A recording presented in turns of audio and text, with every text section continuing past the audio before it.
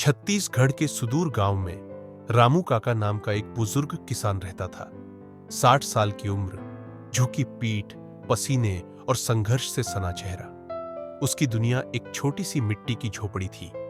टूटी फूटी दीवारें, फूस की छत और कोने में रखी एक लोहे की डिब्बी जिसमें पुराने बीज थे और उसके सपनों की आखिरी उम्मीद। गांव के लोग उसे ताने देते, अब खेती छोड़ दे रामू, ये जमीन मर चुकी है।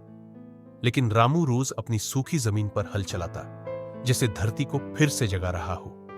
धूप तेज थी, जमीन तप रही थी, खेत में दरारें थी, लेकिन रामू की नजरें आसमान पर टिकी थी। बादलों के आने की प्रतीक्षा में उसकी नन्ही पोती गुड़िया रोज खेत तक पानी लेकर आती, छोटे छोटे कदमों से, और अपने दादू को देखकर मुस्कुराती।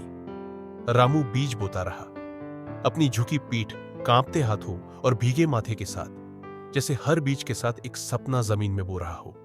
लोग हंसते, तंज कसते, बंजर जमीन में सपना बो रहा है ये पगला। लेकिन रामू की आंखों में हार का नाम नहीं था। रातें आती, हवा चलती, लेकिन बारिश नहीं आती। रामू झोपड़ी के बाहर बैठा रहता, एक बूंद की आस में। फिर एक रात घने बादल गरजे, बिजली चमकी और पहली बारिश धरती से टकराई। रामू भागता हुआ खेत पहुंचा, मिट्टी को हाथ में लिया और रो पड़ा, जिससे वर्षों की तपस्या पूरी हुई हो। अगली सुबह खेत भीग चुका था, मिट्टी नरम हो गई थी, बीजों ने सांस लेना शुरू किया। कुछ दिन बीते, खेत से पहले हरे अंकुर निकले। रामू ने उन्हें ऐसे देखा जैसे कोई पिता पहली बार अपने बच्चे को देखता है। गुड़िया उन अंकुरों के पास खेलती और रामू की आंखों में हर पौधा एक नई कहानी बुनता। आसमान अब मेहरबान था, समय पर बारिश आती, खेत अब हरे भरे होने लगे। गांव वालों की आंखें अब हैरानी से देखती, रामू का खेत इतना हरा। रामू ने अब फसल की देखभाल शुरू कर दी थी, हर पौधे को संभालता, गोबर खाद डालता, जैसे अपने बच्चों की सेवा कर रहा हो। फसलें लहलहाने लगी, धान के खेत अब हवा में झूमते। रामू का सपना अब आकार ले रहा था। फसल कटाई का दिन आया। रामू के चेहरे पर चमक थी, जैसे वर्षों बाद जीवन ने मुस्कुराहट लौटाई हो।